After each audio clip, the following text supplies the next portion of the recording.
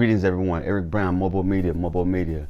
Hey, I'm back at it again. I thought I'd hop on here and drop another gem. Today I want to talk about loneliness.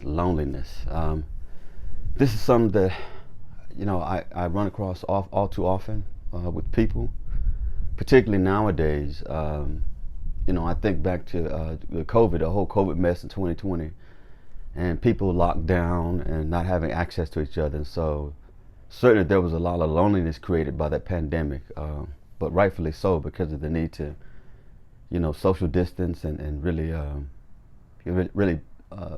stay safe during that whole pandemic. But outside of just a pandemic, loneliness is something that afflicts a lot of people, more so than people think, particularly with the aging population. As you can imagine, the aging population, they have friends and family that die off, and so a lot of the old ways die off with them, and so they tend to be more isolated and have few friends and kind of try to make way through life best they can without those that they're so familiar with who have passed on. Loneliness can afflict anyone. It can afflict children, teenagers, elderly, aging, you name it. And children is another thing I think that folks should really watch out for when you find a child that tends to spend a lot of time to themselves. Oftentimes it doesn't mean anything. It doesn't mean they're a lonely child.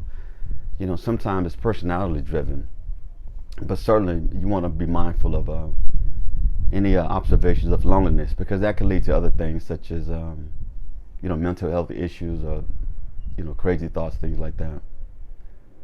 Loneliness is also huge when it comes to people who are just not social butterflies. Some folks are just not social butterflies. They're not all about being in the crowds and being around other people. They tend to like to be by themselves, and so some people embrace loneliness, and I get that.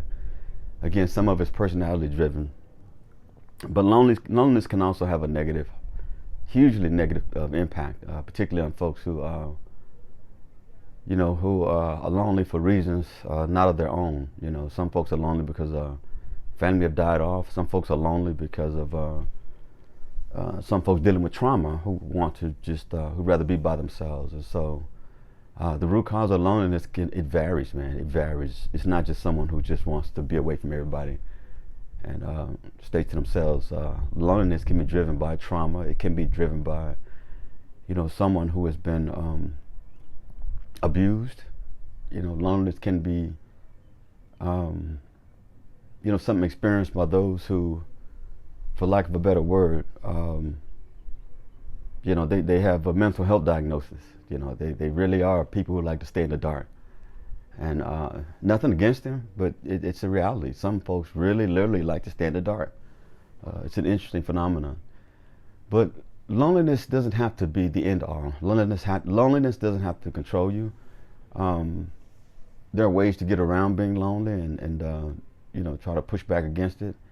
One of the biggest ways I can think of, first and foremost, even outside of connecting with other people, is to read and research. Read. Reading does something so amazing to the mind. It can transport you to distant places and different lands. And so oftentimes reading is a great way to get rid of the loneliness, or try to get your mind thinking of something else besides darkness. Reading is great. It's a great way to battle loneliness and try to deal with the affliction of loneliness. Other ways to deal with loneliness is just travel. Just get up and just go. Just go. Plan your road trip. If you're sitting at home and you're just lonely and have nothing else going on, just plan a road trip, man. There's nothing like getting out and breathing fresh air and seeing a different landscapes. And so I encourage anyone to do that who is struggling with loneliness. Other things you do when lonely, obviously, journaling. That's something that therapists will tell you to do. Take out journals and just write your thoughts out, in your lonely times. It's very therapeutic, and it also gives you an opportunity to kind of have a platform to vent about things internally that you otherwise wouldn't have an opportunity to vent with. And so I think journaling is a great opportunity to get around loneliness. Now, loneliness can take on a horrible look, and that is when it begins to look like someone who is really too distant, too distant to where, their diagnosis is one to where it actually causes the cops and everyone else to kind of pay attention. There can be a threshold for loneliness. It shouldn't be. Everybody should be able to have their space and be as lonely as they want. But there is a threshold for loneliness in the society we live in today. At some point, you're going to be so lonely where people are going to call you weird, and some people even start looking at you as someone who may commit some horrific crime or something like that. Particularly the lonely folks who like to dress in all black. Nothing against y'all. I know it doesn't mean that you're lonely, but it just sends off a different perception to people. But loneliness is, again, it's something that it's commonplace. So if you are lonely out there, don't think that you are alone, even though you are alone. But don't think that you're the only one dealing with loneliness. Loneliness it's not even just a U.S. epidemic. It's a worldwide epidemic. I spent a lot of time in Japan. I would tell you that's some of the loneliest people I've ever seen in my life. They stick to tending themselves. A lot of it's culture driven. They really stay in their lane there, but staying in their lane causes obviously the loneliness part, because you don't get a chance to experience other lanes, and so they're real good about staying in the lane. Japanese are known for committing suicide. There was a TV show on the other day we were watching, and they had a place called, I think it's called Suicide Forest or someplace in Japan. You got to Google it or look it up. But there's a place in Japan where lonely Japanese actually go and commit suicide in the jungles, a lot of trees and brush, and they'll go and hang themselves. It's very well known for that. Very well known for that. There are places in Japan where Japanese are known to throw themselves off cliffs, suicide cliffs. It's the culture's different.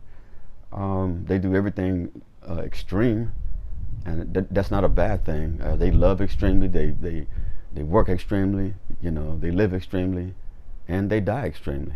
You think about it, Japanese they used to, kill themselves by taking a sword to the stomach back in the day, and that may still be a method. But outside of that, I think loneliness, it shouldn't get so much to the point where you want to take your life, something like that. And if it gets to that point, then I think you need to definitely get a hold of somebody, talk to somebody, because there's always another way. Loneliness is not always a bad thing. I know for me, loneliness is a way for me to get refreshed and hit the reset button oftentimes, to kind of be away from people. So loneliness is not always a bad thing, but too much loneliness can be a bad thing.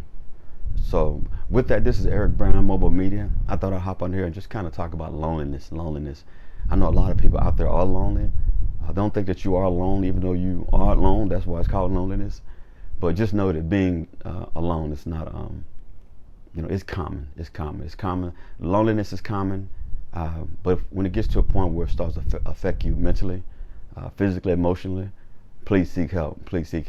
This is Eric Brown, MOBO-Media. Please subscribe. Thank you so much, and y'all take care. Bye-bye.